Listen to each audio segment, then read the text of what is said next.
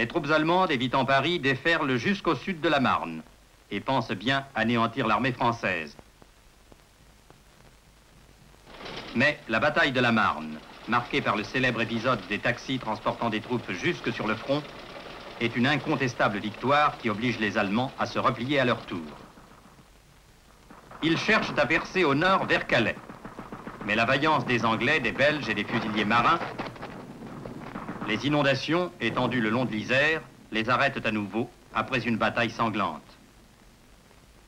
Désormais, pour de longs mois, le front se trouve fixé et de part et d'autre, des lignes de tranchées tracent un réseau longtemps infranchissable. La guerre prend un autre aspect. Les uniformes ont changé.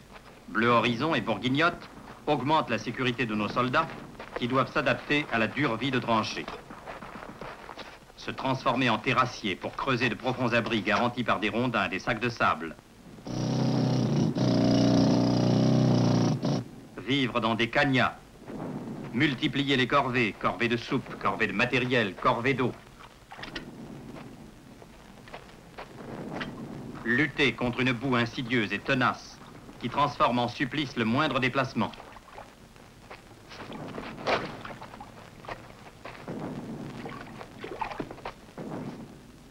Se rendre aux premières lignes pour guetter sans cesse l'ennemi ou l'arroser de projectiles.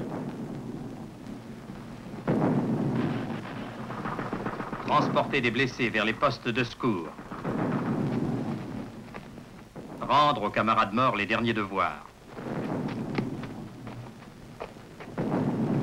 Les Allemands ne sont pas mieux partagés. Marches exténuantes dans les boyaux. Surveillance anxieuse des mouvements de l'ennemi. L'attaque est minutieusement préparée et se déclenche au signal donné sous le bombardement et au milieu des fils de fer barbelés.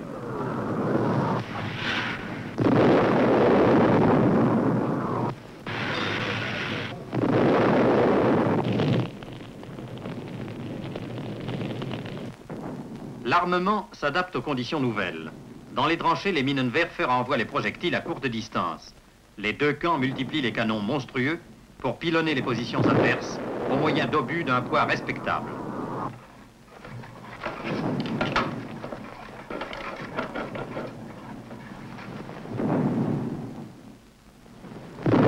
Les plus gros calibres sont montés sur rail. C'est la LVR, l'artillerie lourde sur voie ferrée. Partout, les camouflages dissimulent les pièces, mais gare à l'incendie. La guerre prend un caractère atroce. Dès 1915, les Allemands ont fait usage de gaz asphyxiants. Les Alliés les imitent. Pour se défendre, les soldats portent des masques fort peu esthétiques.